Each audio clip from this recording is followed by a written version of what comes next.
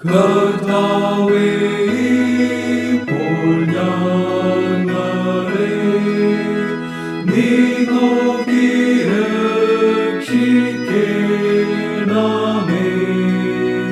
ഞങ്ങൾക്കു നിന്റെ നാമത്തെ സ്തുതിപ്പാൻ തുണയ്ക്കണമേ.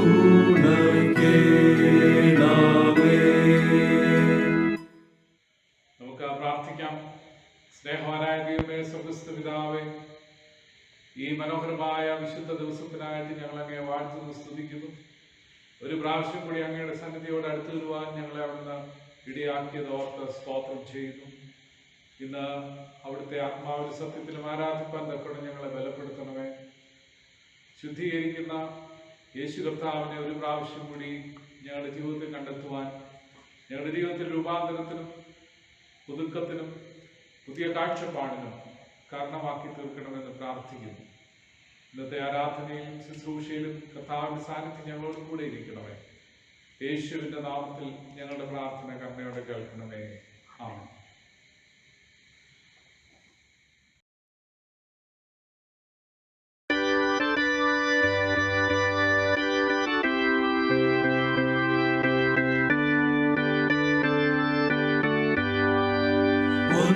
ഒന്നുമില്ലായ്കയിൽ നിന്നെ നിന്നുടെ ഛായയിൽ സൃഷ്ടിച്ചു. നിത്യമായി സ്നേഹിച്ച നിന്റെ പുത്രനെ തന്നു രക്ഷിച്ചു നീ. നിൻ മഹാകൃപയ്ക്കായി നിന്നെ ഞാൻ സ്തുതിച്ചിടുമെന്നും. നിൻ മഹാകൃപയ്ക്കായി നിന്നെ ഞാൻ സ്തുതിച്ചിടുമെന്നും.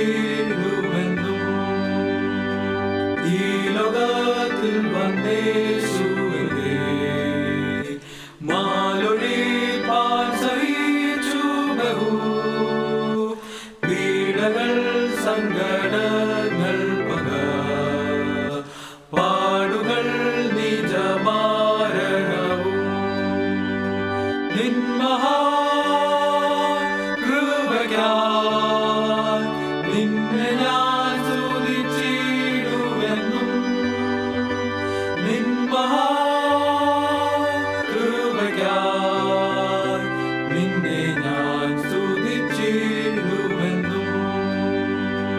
മോചനം, വീണ്ടും ജനനവും നീജപാപിയിൽ വസിപ്പാൻ നിന്നാവിന്റെ ദാനവും നീ തന്നു സോദാനുഗ്രഹങ്ങളും. നിൻ മഹാകൃപയ്ക്കായി നിന്നെ ഞാൻ സ്തുതിച്ചിടുമെന്നും. നിൻ മഹാകൃപയ്ക്കായി നിന്നെ ഞാൻ സ്തുതിച്ചിടുമെന്നും. നാശമില്ലാത്ത അവകാശവും യേശുവിൻ ഭാഗ്യസന്നിധിയും നീതിയിൽ വടമൂടിയതും നിൻ മക്കൾക്കും സ്വർഗ്ഗേ ലഭിക്കും. നിൻ മഹാകൃപയ്ക്കായി നിന്നെ ഞാൻ സ്തുതിച്ചിടുമെന്നും. നിൻ മഹാകൃപയ്ക്കായി നിന്നെ ഞാൻ സ്തുതിച്ചിടുമെന്നും.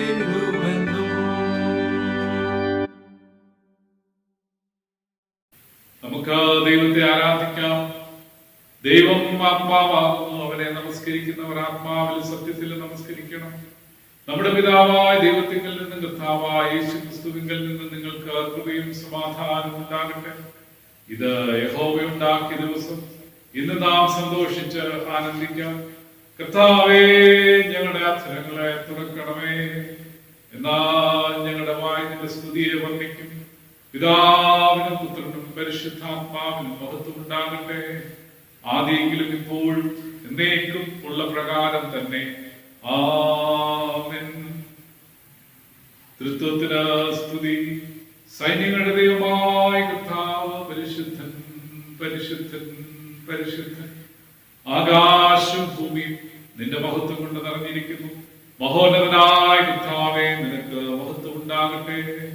കർത്താവിന്റെ നാമത്തിൽ വരുന്നവനും വരുവാനിരിക്കുന്നവനും വാഴ്ത്തപ്പെട്ടവനാകുന്നു. ഉന്നതങ്ങളിൽ സ്തുതി. ദൈവമേ നീ പരിശുദ്ധനാകുന്നു. ദൈവമേ നീ പരിശുദ്ധനാകുന്നു. സർവശക്തനേ നീ പരിശുദ്ധനാകുന്നു. സർവശക്തനേ നീ പരിശുദ്ധനാകുന്നു. മരണമില്ലാത്തവനേ നീ പരിശുദ്ധനാകുന്നു. മരണമില്ലാത്തവനേ നീ പരിശുദ്ധനാകുന്നു. ഞങ്ങൾക്ക് വേണ്ടി ക്രൂശിക്കപ്പെട്ട ഞങ്ങളുടെ വീണ്ടെടുപ്പുകാരനായ കർത്താവേ, ഞങ്ങളോട് കരുണ ചെയ്യണമേ. ഞങ്ങൾക്ക് വേണ്ടി ക്രൂശിക്കപ്പെട്ട ഞങ്ങളുടെ വീണ്ടെടുപ്പുകാരനായ കർത്താവേ, ഞങ്ങളോട് കരുണ ചെയ്യണമേ. പരിശുദ്ധാത്മാവായ കർത്താവേ, ഞങ്ങളോട് കരുണ ചെയ്യണമേ. പരിശുദ്ധാത്മാവായ കർത്താവേ, ഞങ്ങളോട് കരുണ ചെയ്യണമേ. കർത്താവേ, ഞങ്ങളുടെ പ്രാർത്ഥനകളും സ്തോത്രങ്ങളും കൈക്കൊണ്ട് ഞങ്ങളോട് കരുണ ചെയ്യണമേ. കർത്താവേ, കൃപ തോന്നി ഞങ്ങളോട് കരുണ ചെയ്യണമേ. സർവശക്തനായ ദൈവമേ, ഞങ്ങളുടെ സ്വർഗ്ഗസ്ഥ പിതാവേ, ഞങ്ങളുടെ ഹൃദയങ്ങൾ സമാധാനവും സ്വസ്ഥതയും കണ്ടെത്തുന്നത് നിന്നിൽ മാത്രമാകുന്നല്ലോ. ഈ ആരാധനയുടെ സമയത്ത് നീ നിന്നെ തന്നെ ഞങ്ങൾക്ക് വെളിപ്പെടുത്തി തരണമേ. നിന്റെ ആത്മീയ വരങ്ങൾ ഞങ്ങളുടെ മേൽ പകരണമേ. ഈ വിശുദ്ധമായ ശാന്ത സമയം ദൈവിക കാര്യങ്ങളിൽ ഞങ്ങൾക്ക് പ്രയോജനമായി തീരുവാനും നീ ഞങ്ങൾക്ക് ചെയ്യുവാൻ തന്നിരിക്കുന്ന വേലയെ തികയ്ക്കേണ്ടതിന് ഞങ്ങളെ പുതുക്കി ശക്തീകരിക്കാനും ഞങ്ങളുടെ കർത്താവായ യേശുക്രിസ്തു മൂലം കൃപ ചെയ്യണമേ. ആമേൻ. പാപസ്വീകാരം. നമുക്ക് പാപമില്ല എന്ന് നാം പറയുന്നുവെങ്കിൽ നമ്മെ തന്നെ വഞ്ചിക്കുന്നു. സത്യം നമ്മിലില്ലാതെയായി നമ്മുടെ പാപങ്ങളെ ഏറ്റു പറയുന്നുവെങ്കിൽ അവൻ നമ്മോട് പാപങ്ങളെ ക്ഷമിച്ച് സകല അനീതിയും പോക്കി നമ്മെ ശുദ്ധീകരിപ്പാൻ തക്കവണ്ണം വിശ്വസ്തനും നീതിമാനും ആകുന്നു. ഞാൻ എഴുന്നേറ്റ് അപ്പന്റെ അടുക്കൽ ചെന്ന് അവനോട്, അപ്പാ, ഞാൻ സ്വർഗ്ഗത്തോടും നിന്നോടും പാപം ചെയ്തിരിക്കുന്നു. ഇനി നിന്റെ മകൻ എന്ന പേരിന് ഞാൻ യോഗ്യനല്ല എന്ന് പറയും. ദൈവരാജ്യം സമീപിച്ചിരിക്കുന്നു. മാനസാന്തരപ്പെട്ട സുവിശേഷത്തിൽ വിശ്വസിക്കുകയും നമുക്കുള്ള മഹാപുരോഹിതൻ നമ്മുടെ ബലഹീനതകളിൽ സഹതാപം കാണിപ്പാൻ കഴിയാത്തവനല്ല. പാപമൊഴികെ സർവത്തിൽ നമുക്ക് തുല്യമായി പരീക്ഷിക്കപ്പെട്ടവൻ അത്രേ നമുക്കുള്ളത്. നമുക്ക് മൗനമായ നമ്മത്തിന്റെ ദൈവസന്നിധിയിൽ സമർപ്പിച്ചുകൊണ്ട് നമ്മുടെ പാപങ്ങളെ സർവശക്തനായ ദൈവത്തോട് വിനയമായി ഏറ്റുപറയാം. ഒന്നാമത്തെ പ്രാർത്ഥന നമുക്ക് ഒരുമിച്ച് ചേർന്ന് പ്രാർത്ഥിക്കാം. സർവശക്തിയും മഹാകരുണയുള്ള പിതാവേ, ഞങ്ങൾ കാണാതെ പോയ ആടുകളെ പോലെ നിന്റെ വഴികളിൽ നിന്ന് തെറ്റിച്ച് നീതിക്കുന്നു. ഞങ്ങളുടെ ഹൃദയങ്ങളിലെ വിചാരങ്ങളെയും മോഹങ്ങളെയും ഞങ്ങൾ ഏറ്റവും അനുസരിച്ച് നടന്നിരിക്കുന്നു. ഞങ്ങൾ നിന്റെ വിശുദ്ധ കൽപ്പനകൾ ലംഘിച്ചിരിക്കുന്നു. ഞങ്ങൾ ചെയ്യേണ്ട കാര്യങ്ങൾ ചെയ്യാതെ വിട്ട് ചെയ്താത്ത കാര്യങ്ങൾ ചെയ്തു വിരിക്കുന്നു. ഞങ്ങളിൽ സൗഖ്യവുമില്ല. അരിഷ്ടന്മാരായ കുറ്റക്കാരായ ഞങ്ങളോട് കരുണയുണ്ടാകണമേ.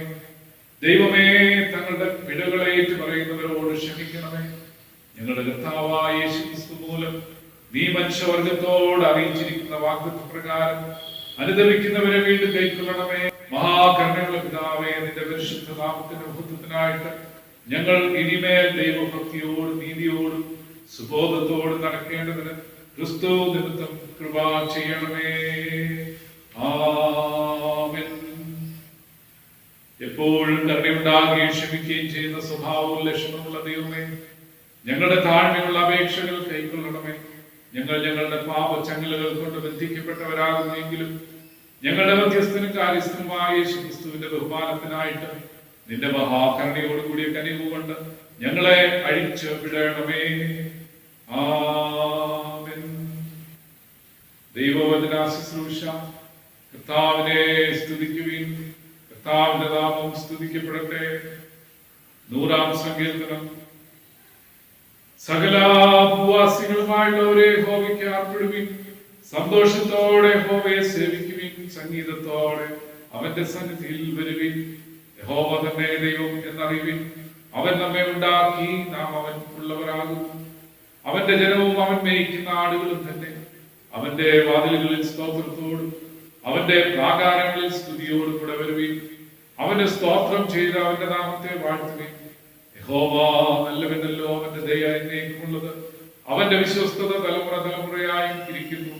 പിതാവിനും പുത്രനും പരിശുദ്ധാത്മാവിനും മഹത്വം ഉണ്ടാകട്ടെ, ആദിയെങ്കിലും ഇപ്പോഴും എന്നേക്കും ഉള്ള പ്രകാരം തന്നെ.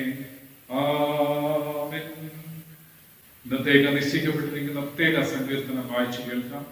ഇന്ന് കാലത്തേക്ക് നിശ്ചയിച്ചിരിക്കുന്ന പ്രത്യേക സങ്കീർത്തനം 130. യഹോവേ, ആഴത്തിൽ നിന്ന് ഞാൻ നിന്നോട് നിലവിളിക്കുന്നു. കർത്താവേ, എന്റെ പ്രാർത്ഥന കേൾക്കണമേ. നിന്റെ ചെവി എന്റെ യാചനകൾക്ക് ശ്രദ്ധിച്ചിരിക്കണമേ. യഹോവേ, നീ അകൃത്യങ്ങളെ ഓർമ്മ വെച്ചാൽ കർത്താവേ, ആറ് നിലനിൽക്കും. എങ്കിലും നിന്നെ ഭയപ്പെടുവാൻ തക്കവണ്ണം നിന്റെ പക്കൽ വിമോചനമുണ്ട്. ഞാൻ യഹോവയ്ക്കായി കാത്തിരിക്കുന്നു, എന്റെ ഉള്ളം കാത്തിരിക്കുന്നു. അവന്റെ വചനത്തിൽ ഞാൻ പ്രത്യാശ വച്ചിരിക്കുന്നു. ഉഷസ്സിനായി കാത്തിരിക്കുന്നവരെക്കാൾ എന്റെ ഉള്ളം യഹോവയ്ക്കായി കാത്തിരിക്കുന്നു. ഇസ്രായേലെ, യഹോവയിൽ പ്രത്യാശ വെച്ചുകൊള്ളുക. യഹോവയ്ക്ക് കൃപയും അവന്റെ പക്കൽ ധാരാളം വീണ്ടെടുപ്പുമുണ്ട്. അവൻ ഇസ്രായേലിനെ അവന്റെ അകൃത്യങ്ങളിൽ നോക്കിയും വീണ്ടെടുക്കും. ഒന്നാം പാഠം സക്കറിയ പ്രവാചകന്റെ പുസ്തകം 13-ാം അധ്യായത്തിൽ 1 മുതൽ 9 വരെ എഴുതപ്പെട്ടിരിക്കുന്ന ദൈവവചനം കേൾപ്പി. സക്കറിയാവ് 13-1 മുതൽ 9 വരെ. അന്നാളിൽ ദാവീദ് ഗൃഹത്തിനും യെരൂശലേം നിവാസികൾക്കും പാപത്തിൻ്റെയും മാലിന്യത്തിൻ്റെയും പരിഹാരത്തിനായി ഒരു ഉറവ് തുറന്നിരിക്കും. അന്നാളിൽ ഞാൻ ദേശത്ത് നിന്ന് വിഗ്രഹങ്ങളുടെ പേരില്ലാതാക്കും, ഇനി അവയെ ഓർക്കുകയുമില്ല. ഞാൻ പ്രവാചകന്മാരെയും മലിനാത്മാവിനെയും ദേശത്ത് നിന്ന് നീക്കിക്കളയുമെന്ന് യഹോവയുടെ അരുളപ്പാട്. ആരെങ്കിലും ഇനി പ്രവചിക്കുമ്പോൾ അവനെ ജനിപ്പിച്ച അപ്പനും അമ്മയും അവനോട്, യഹോവയുടെ നാമത്തിൽ ഭോഷ്ക് സംസാരിക്കുന്നതുകൊണ്ട് നീ ജീവനോടെ ഇരിക്കുകയില്ല എന്ന് പറയുകയും അവനെ ജനിപ്പിച്ച അപ്പനും അമ്മയും അവൻ പ്രവചിക്കയിൽ തന്നെ അവനെ കുത്തിക്കളയുകയും ചെയ്യും. അന്നാളിൽ പ്രവാചകന്മാർ പ്രവചിക്കയിൽ ഓരോരുത്തൻ താന്താൻ്റെ ദർശനത്തെക്കുറിച്ച് ലജ്ജിക്കും. ലജ്ജിക്കേണ്ടതിന് അവർ രോഗമുള്ള മേലങ്കി ധരിക്കുകയുമില്ല. ഞാൻ പ്രവാചകനല്ല, കൃഷിക്കാരനത്രേ. എൻ്റെ ബാല്യത്തിൽ തന്നെ ഒരാൾ എന്നെ വിലയ്ക്ക് മേടിച്ചിരിക്കുന്നു എന്ന് ഞാൻ പറയും എന്ന് അവൻ പറയും. എന്നാൽ അവനോട് നിന്റെ കയ്യിൽ കാണുന്ന ഈ മുറിവുകൾ എന്തെന്ന് ചോദിക്കുന്നതിന് അവൻ, എന്നെ സ്നേഹിക്കുന്നവരുടെ വീട്ടിൽ വെച്ച് ഞാൻ അടികൊണ്ടതാവുന്നു എന്ന് ഉത്തരം പറയും. വാളെ, എൻ്റെ ഇടയൻ്റെ നേരെയും എൻ്റെ കൂട്ടാളിയായ പുരുഷൻ്റെ നേരെയും ഉണരുക എന്ന് സൈന്യങ്ങളുടെ യഹോവയുടെ അരുളപ്പാട്. ആടുകൾ ചിതറിപ്പോകേണ്ടതിന് ഇടയനെ വെട്ടുക, ഞാൻ ചെറിയവരുടെ നേരെ കൈ തിരിക്കും. എന്നാൽ സർവ്വദേശത്തിലും 2/3 ഛേദിക്കപ്പെട്ട് പ്രാണനെ വിടും, 1/3 ശേഷിച്ചിരിക്കും എന്ന് യഹോവയുടെ അരുളപ്പാട്. 1/3 ഞാൻ തീയിൽ കൂടി കടത്തി വെള്ളി ഊതിക്കഴിക്കുന്നത് പോലെ അവരെ ഊതിക്കഴിക്കും.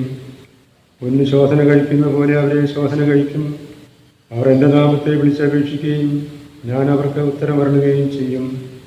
അവർ എൻ്റെ ജനമെന്ന് ഞാൻ പറയും, യഹോവ എൻ്റെ ദൈവം എന്ന് അവരും പറയും. ഇവിടെ പാഠം അവസാനിക്കും. വിശുദ്ധ കന്യകമറിയാമിന്റെ പാട്ട്. എൻ്റെ ഉള്ളം കർത്താവിനെ മഹിമപ്പെടുത്തുന്നു, എൻ്റെ ആത്മാവ് രക്ഷിതാവായ ദൈവത്തിൽ ഉല്ലസിക്കുന്നു. അവൻ തന്റെ ദാസിയുടെ താഴ്ച കടാക്ഷിച്ചിരിക്കുന്നുവല്ലോ. ഇന്നു മുതൽ എല്ലാ തലമുറകളും എന്നെ ഭാഗ്യവതി എന്ന് വാഴ്ത്തുന്നു. ശക്തനായവൻ എനിക്ക് വലിയവ ചെയ്തിരിക്കുന്നു, അവന്റെ നാമം പരിശുദ്ധം തന്നെ. അവനെ ഭയപ്പെടുന്നവർക്ക് അവന്റെ കരുണ തലമുറയോളം ഇരിക്കുന്നു. തന്റെ ഭുജം കൊണ്ട് അവൻ ബലം പ്രവർത്തിച്ചു. ഹൃദയവിചാരത്തിൽ അഹങ്കരിക്കുന്നവരെ ചിതറിച്ചിരിക്കുന്നു. പ്രഭുക്കന്മാരെ സിംഹാസനത്തിൽ നിന്നിറക്കി താണവരെ ഉയർത്തിയിരിക്കുന്നു. വിശന്നിരിക്കുന്നവരെ നന്മകളാൽ നിറച്ച് സമ്പന്നന്മാരെ വെറുതെ അയച്ചു കളഞ്ഞിരിക്കുന്നു. നമ്മുടെ പിതാക്കന്മാരോട് അരുളി ചെയ്തതുപോലെ അബ്രഹാമിനും അവന്റെ സന്തതിക്കും എന്നേക്കും കരുണ ഓർക്കേണ്ടതിന് തന്റെ ദാസനായ ഇസ്രായേലിനെ തുണച്ചിരിക്കുന്നു. പിതാവിനും പുത്രനും പരിശുദ്ധാത്മാവിനും മഹത്വം ഉണ്ടാകട്ടെ, ആദിയെങ്കിലും ഇപ്പോഴും എന്നേക്കും ഉള്ള പ്രകാരം തന്നെ. ആമേൻ. ചിന്തിക്കുന്ന 2-ാം പാഠം യോഹന്നാൻ എഴുതിയ 1-ാം ലേഖനം 1-ാം അധ്യായം 5 മുതൽ 10 വരെയുള്ള ദൈവവചനങ്ങളെ കേൾപ്പി.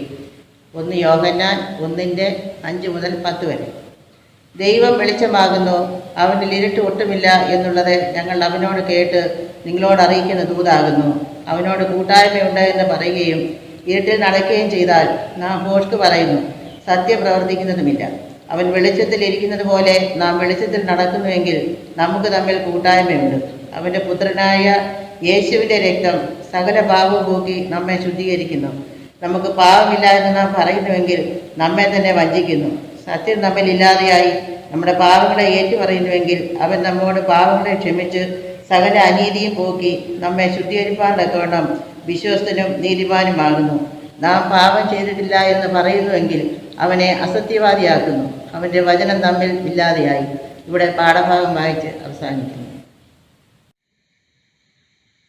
വിശുദ്ധ സുവിശേഷം വിശുദ്ധ മർക്കോസ് എഴുതിയ സുവിശേഷം 1-ാം അധ്യായം 40 മുതൽ 45 വരെയുള്ള കർത്താവിൻ്റെ വചനങ്ങളെ ശ്രദ്ധിപ്പിൻ. വിശുദ്ധ മർക്കോസ് എഴുതിയ സുവിശേഷം 1-ാം അധ്യായം 40 തുടങ്ങിയുള്ള വാക്യങ്ങൾ. ഒരു കുഷ്ഠരോഗി അവന്റെ അടുക്കൽ വന്ന് മുട്ടുകുത്തി, നിനക്ക് മനസ്സുണ്ടെങ്കിൽ എന്നെ ശുദ്ധമാക്കുവാൻ കഴിയും എന്ന് അപേക്ഷിച്ചു. യേശു മനസ്സലിഞ്ഞ് കൈ നീട്ടി അവനെ തൊട്ടു. മനസ്സുണ്ട്, ശുദ്ധമാകാം എന്ന് പറഞ്ഞ ഉടനെ കുഷ്ഠം വിട്ടുമാറി അവന് ശുദ്ധി വന്നു. യേശു അവനെ അമർച്ചയായി ശാസിച്ചു, നോക്കൂ, ആരോടും ഒന്നും പറയരുത്. എന്നാൽ ചെന്ന് പുരോഹിതന് നിന്നെ തന്നെ കാണിച്ച് നിന്റെ ശുദ്ധീകരണത്തിന് വേണ്ടി മോശ കൽപ്പിച്ചത് അവർക്ക് സാക്ഷ്യത്തിനായി അർപ്പിക്കുക എന്ന് പറഞ്ഞ് അവനെ വിട്ടയച്ചു. അവനോ പുറപ്പെട്ടു വളരെ ഘോഷിപ്പാനും വസ്തുത പ്രസംഗിപ്പാനും തുടങ്ങി. അതിനാൽ യേശുവിന് പരസ്യമായി പട്ടണത്തിൽ കടപ്പാൻ കഴിയായതുകൊണ്ട് അവൻ പുറത്ത് നിർജ്ജന സ്ഥലത്തിൽ പാർത്തു. എല്ലായിടത്തു നിന്നും ആളുകൾ അവന്റെ അടുക്കൽ വന്നുകൂടി. നാം വായിച്ചു കേട്ടത് യേശുക്രിസ്തുവിന്റെ ജീവനുള്ള സുവിശേഷം. ക്രിസ്തുവേ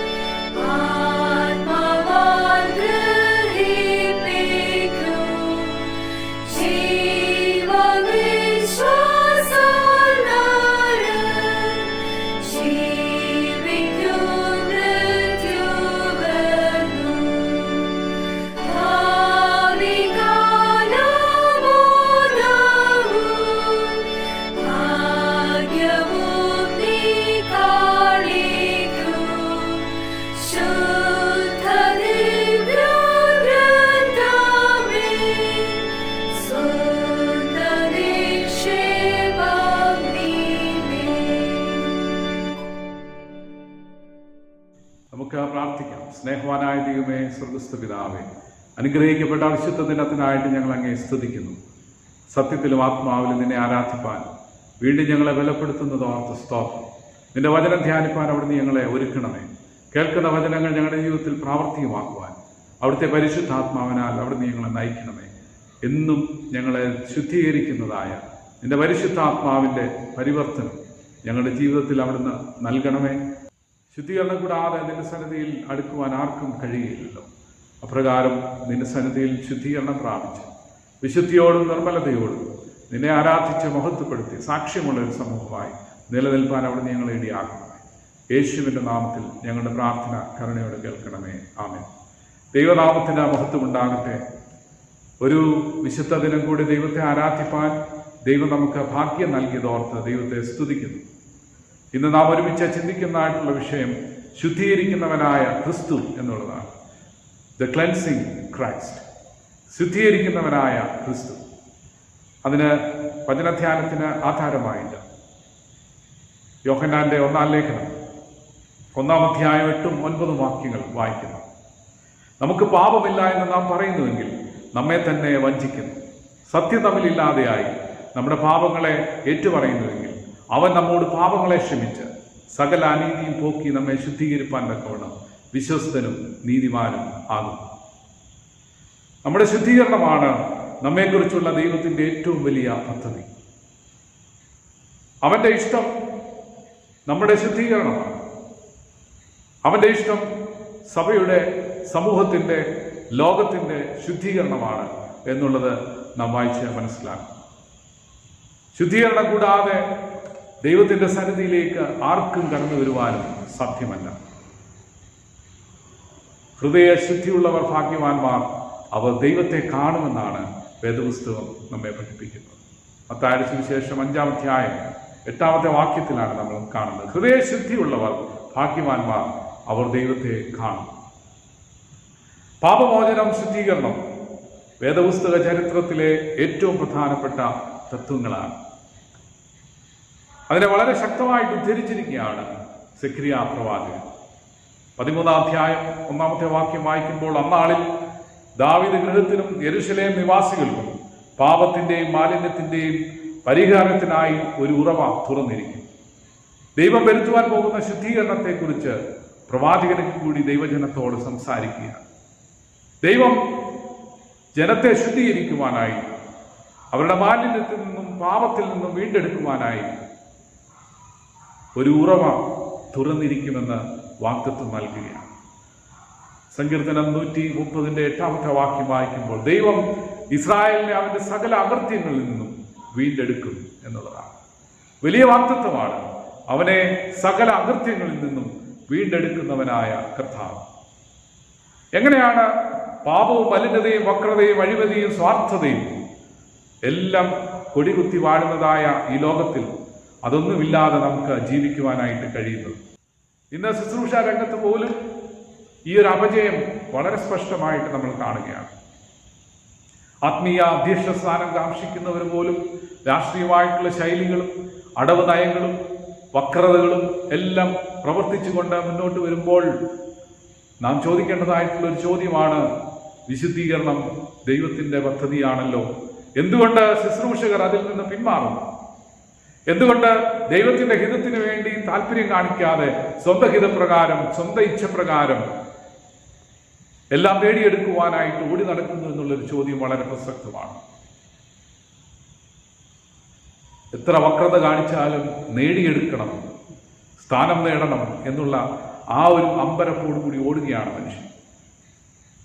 എന്നാൽ ക്രിസ്തു സഭയെക്കുറിച്ച് വേദപുസ്തകം നാം പഠിക്കുമ്പോൾ, അപ്പോസ്തലന്മാരുടെ ഉപദേശം നാം പഠിക്കുമ്പോൾ മനസ്സിലാക്കാനായിട്ട് സാധിക്കുന്നത്, it's an assembly of the called out ones എന്നാണ്.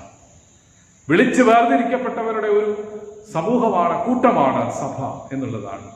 അതിൽ നിന്ന് എത്രയോ അകലമാണ് നാം സഞ്ചരിക്കുന്നത് എന്നുള്ളത് വളരെ ഖേദകരമാണ്. നമ്മുടെ തിരഞ്ഞെടുപ്പ്, അതിനുപയോഗിക്കുന്ന ആ വില കുറഞ്ഞതായിട്ടുള്ള ശൈലികൾ, യഥാർത്ഥത്തിൽ അതിനൊക്കെ ദൈവം താക്കീത് നൽകുകയാണ് ഈ വചനത്തിൽ കൂടി. ശുദ്ധീകരണം കൂടാതെ ഒരു സഭയ്ക്കും ഒരു വ്യക്തിക്കും ഒരു സമൂഹത്തിനും ദൈവസന്നിധിയിലേക്ക് കടന്നു ചെല്ലുവാനായിട്ട് സാധിക്കും. ഇന്ന് വിമാനത്തിൽ നമ്മൾ യാത്ര ചെയ്യണമെങ്കിൽ, അതുപോലെ പൊതു യാത്രാ സംവിധാനങ്ങൾ നമ്മൾ ഉപയോഗിക്കണമെങ്കിൽ നമുക്ക് രോഗമില്ല എന്ന് സാക്ഷ്യപ്പെടുത്തുന്നതായ സാക്ഷ്യപത്രം ഉണ്ടെങ്കിൽ മാത്രമേ സാധിക്കുകയുള്ളൂ. എന്നാൽ ഇന്ന് അധികാരം പിടിച്ചെടുക്കുവാനായിട്ട് ഒരു മാനദണ്ഡവും നോക്കാതെ ഓടി നടക്കുന്നത് കാണുമ്പോൾ യഥാർത്ഥത്തിൽ ലജ്ജിക്കുകയാണ് ചെയ്യുന്നത്. എന്തിനാണ് ഇത്രമാത്രം വലിയ തീവ്രമായ ഓട്ടം എന്നുള്ളതാണ് ചോദ്യം. സഭാജനങ്ങൾ ചോദിച്ചു തുടങ്ങിയിരിക്കുകയാണ്. ഇങ്ങനെയൊക്കെയുള്ള ഓട്ടത്തിൽ കൂടിയാണ് ഇത് നേടിയെടുക്കുന്നതെങ്കിൽ ഈ ഒരു സ്ഥാനത്തിലുള്ള ദൈവത്തിന്റെ നിയോഗം എങ്ങനെയാണ് നാം അതിനെ സ്പഷ്ടമായിട്ട് മനസ്സിലാക്കുവാനായിട്ട് കഴിയുന്നത്? ദൈവത്തിന്റെ നിയോഗം മനുഷ്യന്റെ അധ്വാനവും തമ്മിൽ വളരെയധികം അന്തരമുണ്ട്. ദൈവത്തിന്റെ ഇഷ്ടമനുസരിച്ച് മുന്നേറുവാൻ താല്പര്യമില്ലാത്ത ഒരു സമൂഹമായി നമ്മുടെ സമൂഹം അധപ്പതിച്ചിട്ടുണ്ടോ എന്ന് ചിന്തിക്കേണ്ടത് ആവശ്യമാണ്. ഗ്രൂപ്പ് താല്പര്യങ്ങളുടെയും ഒക്കെ ഇഷ്ടമനുസരിച്ചാണ് ഇന്നത്തെ പല ക്രമീകരണങ്ങളും മുമ്പോട്ട് പോകുന്നത് എന്നുള്ളത് വളരെ ആശ്ചര്യകരമാണ്. ദൈവത്തിൻ്റെ ഇഷ്ടമോ നിങ്ങളുടെ ശുദ്ധീകരണമാണെന്ന് വേദപുസ്തകം പഠിപ്പിക്കുമ്പോൾ നമ്മുടെ ഇഷ്ടമോ നമ്മുടെ സ്വാർത്ഥ താല്പര്യങ്ങളാണ് എന്നുള്ളതാണ്. നാം ചെയ്യുന്ന പ്രവൃത്തികൾ ആത്മാർത്ഥമായിട്ട് ദൈവത്തെ വിളിച്ചപേക്ഷിക്കുന്ന ഒരു സമൂഹത്തെ തന്നെ നിരാശപ്പെടുത്തുന്നതാണ്. വളർന്നു വരുന്ന തലമുറകൾ പോലും ചോദ്യങ്ങൾ ചോദിച്ചു തുടങ്ങിയിരിക്കുകയാണ്. ഇതാണോ ആത്മീയതയുടെ ശൈലി? ഇതാണോ ആത്മീയതയുടെ ശൈലി? ഇങ്ങനെയുള്ളവരാണോ യഥാർത്ഥത്തിൽ നേതൃത്വത്തിൽ കടന്നു വരേണ്ടത് എന്നുള്ളതൊക്കെ യുവജനങ്ങൾ പോലും ചോദിച്ചു തുടങ്ങിയിരിക്കുന്നു എന്നുള്ളത് വളരെ ശക്തമായി നാം മനസ്സിലാക്കേണ്ട കാര്യമാണ്. ഒരു ആത്മീയ പ്രസ്ഥാനത്തിന്റെ ചുമതലകൾ വഹിക്കുവാൻ ആഗ്രഹിക്കുന്നവർ രാഷ്ട്രീയമായ എല്ലാ അടവുകളും പയറ്റുകയാണ്. ഇങ്ങനെയാണോ ഒരു ആത്മീയ സമൂഹത്തിൽ തെരഞ്ഞെടുപ്പുകൾ നടത്തപ്പെടേണ്ടത്? ശൂന്യമാക്കുന്ന മ്ലേച്ഛതകൾ വിശുദ്ധ സ്ഥലത്ത് നിൽക്കുന്നു എന്നുള്ളത് കാണുമ്പോൾ വായിക്കുന്നവർ ചിന്തിച്ചു കൊള്ളേണ്ടത് ആവശ്യമാണ്. ഒന്നാമതായി ജനത്തിന്റെ ശുദ്ധീകരണത്തെക്കുറിച്ചാണ് നമുക്ക് ചിന്തിക്കാനായിട്ട് കഴിയുന്നത്. സെഖര്യാ പ്രവാചകന്റെ പുസ്തകത്തിൽ അതാണ് വളരെ ഊന്നൽ നൽകിയിരിക്കുന്നത്. ജനത്തിന്റെ ശുദ്ധീകരണമാണ് യഹോവ ആഗ്രഹിക്കുന്നതായ ഏറ്റവും പ്രധാനപ്പെട്ട ശുദ്ധീകരണം. ദൈവം ഒരു ശുദ്ധീകരണം നടത്തുവാനായിട്ട് പോകുന്നു. യെരുശലേമിനെ ചുറ്റുമുള്ള സമൂഹങ്ങൾ ഉറ്റുനോക്കുവാനായിട്ട് പോവുകയാണ്. അത്രമാത്രം ശക്തമായി യഹോവയായ ദൈവം ഇടപെടുവാനും രൂപാന്തരപ്പെടുത്തുവാനും ശുദ്ധീകരിച്ച് അവരെ നിലനിർത്തുവാനും ആഗ്രഹിക്കുന്നു എന്നുള്ളതാണ് സെഖര്യാ പ്രവാചകന്റെ ഭാഷ്യം. 12-ാം അധ്യായത്തിൽ ഓരോരുത്തരും പ്രത്യേകം കരഞ്ഞ് വിലപിക്കുകയാണ്. തങ്ങൾ അകറ്റി നിർത്തിയതായ യഹോവ, ഉപേക്ഷിച്ച് കളഞ്ഞതായ യഹോവയോട് വിലപിക്കുന്നതായ ദൈവജനം പ്രത്യേകമായിട്ട് വിലപിച്ച് ദൈവസന്നിധിയിലേക്ക് അടുത്തു വരുന്നു. അവരുടെ കരച്ചിൽ കേട്ട്, അവരുടെ നിലവിളി കേട്ട് യഹോവയായ ദൈവം അടുത്തു വരികയും അവർക്ക് നിലയ്ക്കാത്ത ഒരു ഉറവ തുറന്നു കൊടുക്കുകയും അവരുടെ പാപവും മാലിന്യവും എപ്പോഴും കഴുകിക്കളഞ്ഞ് ശുദ്ധീകരിക്കുന്നതായ ആത്മീയമായ അനുഭവത്തിലേക്ക് അവരെ കൊണ്ടുവരും എന്നുള്ളതാണ് പ്രവചനത്തിൽ നാം കാണുന്നത്. On that day there shall be a fountain opened for the house of David and the inhabitants of Jerusalem to cleanse them from sin and uncleanness. ദൈവം ഒരു ഉറവയാണ്, വറ്റാത്ത ഉറവയായ ദൈവം. സെഖര്യാ വളരെ ശക്തമായിട്ട് ഈ ആശയം ഉപയോഗിക്കുകയാണ്. എപ്പോഴും നിലയ്ക്കാതെ ഒഴുകുന്നതായ ഉറവ. The foundation of the throne of God are righteousness and justice. നീതിയും നീതിപാലനവുമാണ് ദൈവസിംഹാസനത്തിന്റെ അടിസ്ഥാനം എന്നുള്ളത്. ഈ പാഠഭാഗത്തിന്റെ പശ്ചാത്തലത്തിൽ രണ്ട് കാര്യങ്ങൾ വളരെ ശ്രദ്ധേയമായിട്ട് നാം മനസ്സിലാക്കുന്നു. ഒന്ന്, വിഗ്രഹാരാധനയോടും വ്യാജ പ്രവചനത്തോടും ഉള്ള ദൈവത്തിന്റെ ഇടപെടലാണ്. വിഗ്രഹാരാധനയിൽ നിന്നും വ്യാജ പ്രവാചകന്മാരിൽ നിന്നും ദൈവജനത്തെ ശുദ്ധീകരിക്കുന്നതായ ദൈവത്തിന്റെ പ്രക്രിയ ചരിത്രത്തിലും വർത്തമാനകാലത്തിലും ഒരുപോലെ സംഗതമായിട്ടുള്ള ഒരു വിഷയമാണ്. ദൈവജനത്തിന്റെ അപജയത്തിന്റെ ഏറ്റവും പ്രധാനപ്പെട്ട കാരണമാണ് വിഗ്രഹാരാധനയും വ്യാജ പ്രവചനവും. ഈ രണ്ട് അപജയങ്ങളെക്കുറിച്ച് പഴയ നിയമത്തിൽ പലയിടങ്ങളിൽ പ്രത്യേകിച്ച് പ്രവാചകന്മാര് വളരെ ശക്തമായിട്ട് എടുത്ത് പറയുന്നതായിട്ട് കാണുന്നു. ഒന്നുകിൽ കബറിടം, അല്ലെങ്കിൽ ജീവിച്ചിരിക്കുന്ന വിശുദ്ധന്മാരുടെ ഇടം. ഇവിടെയൊക്കെ കടന്നു എന്നെങ്കിൽ മാത്രമേ ദൈവത്തിന്റെ അനുഗ്രഹം ലഭിക്കൂ എന്നുള്ള മിഥ്യാധാരണകൾ ദൈവജനത്തിന്റെ ഇടയിലുണ്ട് എന്നുള്ളത് നാം മറന്നു പോകരുത്. കർണരസകരമായ ഭാവി വാഗ്ദാനങ്ങൾ ഇല്ലാതെ മനുഷ്യന് ജീവിക്കാൻ മേലാത്തതായിട്ടുള്ള ഒരവസ്ഥ. നടക്കുമോ ഇല്ലയോ എന്നുള്ളതല്ല, എപ്പോഴും കർണരസകരമായിട്ടുള്ള ദൈവിക വാഗ്ദത്തങ്ങളെക്കുറിച്ചും ഭാവിയെക്കുറിച്ചും ഒക്കെ കേട്ടുകൊണ്ടിരിക്കുകയാണ് മനുഷ്യന് ഏറ്റവും താല്പര്യമുള്ള കാര്യം. അവനെ ഗുണീകരിക്കുന്നതായ, ശുദ്ധീകരിക്കുന്നതായ, പാപത്തിൽ നിന്ന് വീണ്ടെടുക്കുന്നതായ ദൈവവചനത്തെ പഠിക്കുകയോ അതിനെ മനനം ചെയ്യുകയോ ചെയ്യുക എന്നുള്ളത് പലപ്പോഴും ഉപേക്ഷിക്കപ്പെടുകയും ഇങ്ങനെയുള്ള വിഗ്രഹാരാധനയ്ക്കും നേർച്ചകൾക്കും വഴിപാടുകൾക്കും മാത്രം സമയം ചെലവഴിക്കുന്നതായ ഒരു സമൂഹത്തെ ഇന്ന് നമുക്ക് കാണാനായിട്ട് കഴിയും. എന്നാൽ യഹോവ തീക്ഷ്ണതയുള്ള ദൈവമാണ്. ഇവിടെ പറയുന്നു, അന്നാളിൽ ഞാൻ ദേശത്ത് നിന്ന് വിഗ്രഹങ്ങളുടെ പേർ ഇല്ലാതാക്കും, അവർ ഇനി അതിനെ ഓർക്കാതെ വേണം അതിനെ നീക്കിക്കളയുമെന്നാണ് യഹോവയായ ദൈവത്തിന്റെ അരുളപ്പാട്. ഇവിടെയാണ് നവോത്ഥാനത്തിന്റെ ശക്തീകരണം കാണാനായിട്ട് കഴിയുന്നത്. മാർട്ടിൻ ലൂതർ പറഞ്ഞു, ഇനി പാപമോചന ചീട്ട് കൊടുത്ത് ജനങ്ങളെ കബളിപ്പിക്കാനായിട്ട് കഴിയില്ല.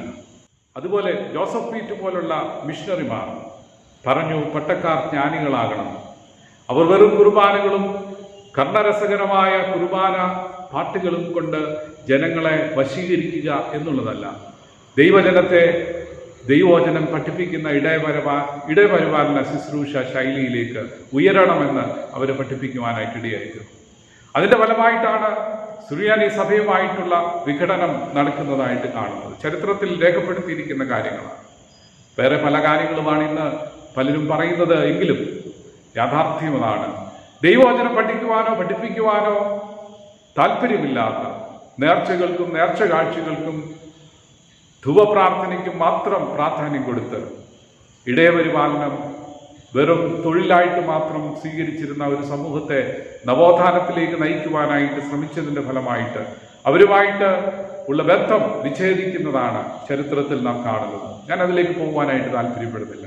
പറയാനായിട്ട് ശ്രമിച്ചത്, ദൈവം ഇങ്ങനെയുള്ള പ്രവൃത്തികളെ ദൈവത്തിൻ്റെ ജനത്തിൻ്റെ മധ്യത്തിൽ നിന്ന് മുഴുവനായിട്ട് നീക്കിക്കളയുവാനായിട്ട് താല്പര്യപ്പെടുകയാണ്. നാം ചരിത്രം പഠിക്കുമ്പോൾ അവരുടെ മധ്യത്തിൽ തന്നെ എബ്രഹാം മൽപ്പാനെ ദൈവം എടുത്ത് ഉയർത്തി. വിഗ്രഹങ്ങളെ മാറ്റിക്കളഞ്ഞ ഒരു നവോത്ഥാനത്തിൻ്റെ വലിയൊരു വിപ്ലവം തന്നെ അവരുടെ സമൂഹത്തിൽ തന്നെ നടക്കുന്നത് കാണുവാനായിട്ട് കഴിയും. ദൈവം പറയുന്നത് അന്യ ദൈവങ്ങളെ ആരാധിക്കുവാനായിട്ട് പാടില്ല, അന്യ ദൈവങ്ങൾ നിങ്ങൾക്ക് ഉണ്ടാകരുത് എന്നുള്ളതാണ്. ജനമിനി നിങ്ങളുടെ ആശയത്തോട് പൊരുത്തപ്പെടുകയില്ല. സെക്രിയ പ്രവാചകൻ തുടരുകയാണ്, ജനം വ്യാജ പ്രവാചകന്മാരുടെ ആശയത്തോട് പൊരുത്തപ്പെടുവാതെ ദൈവവചനത്തോടും യഹോവയോടും പറ്റുമാനമുള്ളവരായിട്ട് തീരും. അപ്രകാരമുള്ള സമൂലമായ ഒരു രൂപാന്തരം യഹോവയായ ദൈവം വരുത്തുവാനായിട്ടിരിക്കുന്നു എന്നുള്ളതാണ്. ഇനി ജനം ഇങ്ങനെയുള്ള കാര്യങ്ങളെ സഹിക്കുവാനായിട്ട് ഇടയായിത്തീരത്തില്ല. ഇങ്ങനെയുള്ള വ്യാജ പ്രവാചകന്മാരെയും വിഗ്രഹാരാധനയും ജനം സഹിക്കാത്ത ഒരു കാലത്തിലേക്ക് വരുന്നു എന്നുള്ളതാണ് ദൂരക്കാഴ്ചയായിട്ട് പ്രവാചകൻ കാണുന്നത്. കള്ളപ്രവാചകന്മാരുടെ കുടുംബങ്ങൾ പോലും അവരെ തിരസ്കരിക്കുന്നതായ അനുഭവം. കള്ളപ്രവാചകന്മാർ സ്വന്തമായിട്ട് തന്നെ അവരുടെ പ്രവചനങ്ങളെക്കുറിച്ചും അവരുടെ ശൈലിയെക്കുറിച്ചും ലജ്ജിച്ച് സത്യസന്ധമായിട്ട് ജീവിക്കുവാൻ തീരുമാനമെടുക്കുന്ന ഒരു നല്ല നാളെ സെഖരിയ പ്രവാചകൻ കാണുകയാണ്. ഇന്ന് സത്യത്തെ വെല്ലുന്ന വ്യാജന്മാരെയാണ് നമുക്ക് കാണാനായിട്ട് സാധിക്കുന്നത്. എല്ലായിടത്തും യഹോവയായ ദൈവം പറയുന്നത് ദൈവവചനത്തിന്റെ നിലയ്ക്കാത്ത ഉറവ നൽകും എന്നുള്ളതാണ്. അത് മാലിന്യത്തെയും പാപത്തെയും പൂർണ്ണമായിട്ട് ഇല്ലാതാക്കി കളയും. യോഹന്നാന്റെ സുവിശേഷം 4-ാം അധ്യായം 14-ാം വാക്യം വായിക്കുമ്പോൾ ശമരിയക്കാരിയോട് യേശു കർത്താവ് പറയുകയാണ്, ഞാൻ കൊടുക്കുന്ന വെള്ളം അവനിൽ നിത്യജീവങ്കിലേക്ക് പൊങ്ങി വരുന്ന നീരുറവയാകും എന്നുള്ളതാണ്. എവിടെയും പോകേണ്ട കാര്യമില്ല. ദൈവത്തിന്റെ വചനം നമ്മുടെ ഉള്ളിൽ നിത്യജീവങ്കിലേക്കുള്ള നീരുറവ ഉണ്ടാക്കി നൽകുന്നതാണ്. നിത്യജീവങ്കിലേക്കുള്ള കാഴ്ചപ്പാടുകൾ നമ്മുടെ ജീവിതത്തിൽ നൽകുവാനായിട്ട് കഴിയും. നമ്മുടെ എല്ലാ പ്രയത്നങ്ങളും എല്ലാ ലക്ഷ്യങ്ങളും നിത്യജീവങ്കിലേക്കുള്ള ഉറവയിൽ നിന്ന് ശുദ്ധീകരിക്കപ്പെട്ടതായി തീരുവാനായിട്ട് കഴിയും. എന്തിനു വേണ്ടി നമ്മൾ ഒരുങ്ങുന്നുവോ, എന്തിനു വേണ്ടി നമ്മൾ പ്രയത്നിക്കുന്നുവോ, ദൈവരാജ്യവുമായിട്ട് ബന്ധപ്പെട്ട കാര്യമായി നാം കാണുന്നു. അതാണ് ഈ രൂപാന്തരത്തിന്റെ പ്രത്യേകതയായി കാണുന്നത്. രണ്ടാമത്, വ്യക്തിപരമായ ശുദ്ധീകരണം നമുക്ക് ആവശ്യമാണ്. മർക്കോസിന്റെ സുവിശേഷം 1-ാം അധ്യായം 40 മുതൽ 45 വരെയുള്ള വാക്യങ്ങളിൽ ഒരു കുഷ്ഠരോഗി യേശു കർത്താവിന്റെ അടുക്കൽ കടന്നു വന്ന് മുട്ടുകുത്തി കർത്താവിനോട് പറയുകയാണ്, നിനക്ക് മനസ്സുണ്ടെങ്കിൽ എന്നെ ശുദ്ധമാക്കുക. If you will you can make me clean. അതിന്റെ അർത്ഥം ഇപ്രകാരമാണ്, നീ വിചാരിച്ചാൽ എന്നെ ശുദ്ധമാക്കുവാനായിട്ട് കഴിയും. വലിയ അവകാശവാദങ്ങളൊന്നുമില്ല, നേർച്ച കാഴ്ചകളൊന്നും ചെയ്തതായിട്ട് അവകാശപ്പെടുന്നില്ല, തനിക്ക് പ്രത്യേകമായി ലൈഫ് പാർട്ട്ണർ പ്ലാൻ ഒന്നുമില്ല.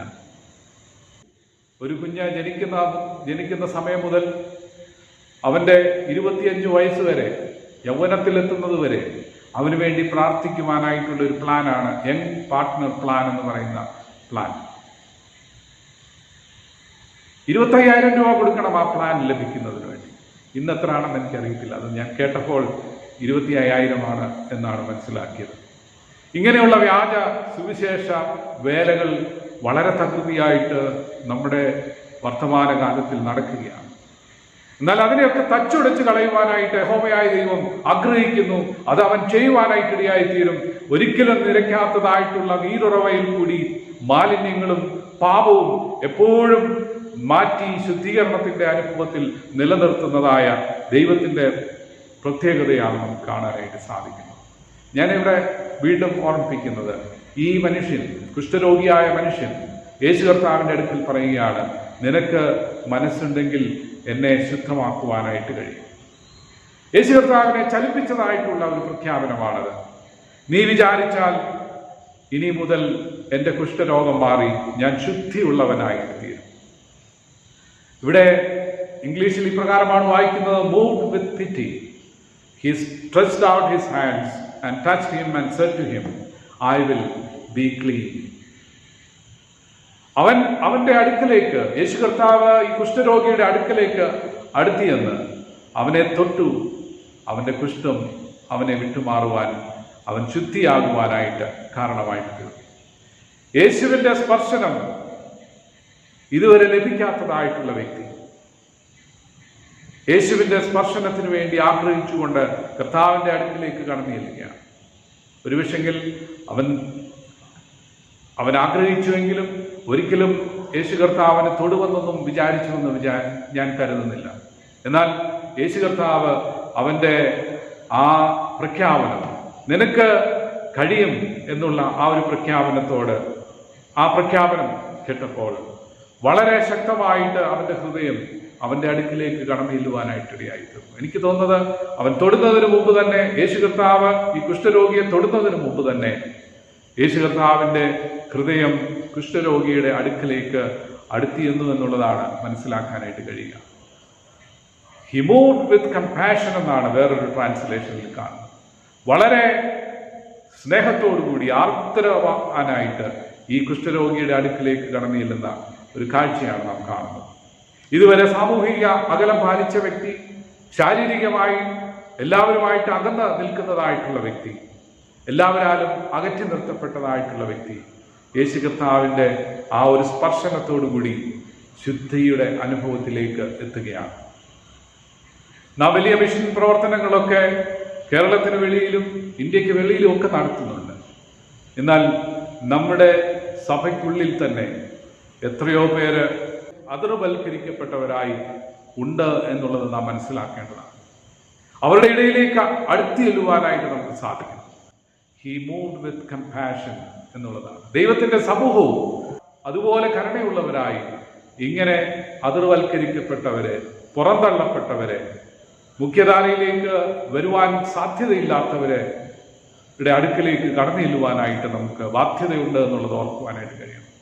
ഇന്ന് സഭയുടെ പല കാര്യങ്ങളിലും പലരെയും പങ്കെടുപ്പിക്കാതെ പലരെയും അകറ്റി നിർത്തുന്നതായിട്ടുള്ള ഒരു ശൈലി നമുക്ക് കാണാനായിട്ട് കഴിയും. അത് മുകളിൽ മുതൽ താഴെ വരെ നമുക്ക് കാണാം. എന്നാൽ ദൈവം നമ്മളെക്കുറിച്ച് ആഗ്രഹിക്കുന്നത് അങ്ങനെയല്ല. എല്ലാവരെയും കർത്താവിന്റെ സന്നിധിയിലേക്ക് അടുത്ത് ചെല്ലുവാനായിട്ട്, എല്ലാവരെയും കർത്താവിന്റെ സന്നിധിയോട് അടുപ്പിക്കുവാനായിട്ടുള്ള വലിയ ദൗത്യമാണ് ദൈവം നമ്മെ ഏൽപ്പിച്ചിരിക്കുന്നത് എന്നുള്ളത് മനസ്സിലാക്കണം. ജാതി, വർണ്ണ, വർഗ പ്രത്യേകതകളുടെ പേരിൽ പലരെയും നമ്മൾ അകറ്റി നിർത്തുകയാണ്. ആദർശം പറയുവാനായിട്ട് ഉപയോഗിക്കുകയല്ല ഈ സമയം. ഈ മനോഭാവം മാറ്റിയില്ല എങ്കിൽ ദൈവം തൻ്റെ ജനത്തിൻ്റെ സ്ഥിതി മാറ്റും. അവരുടെ പ്രാർത്ഥനയും അവരുടെ കരച്ചിലും കേട്ട് ദൈവം ഇടപെടുമെന്നുള്ളതിന് യാതൊരു തർക്കവുമില്ല.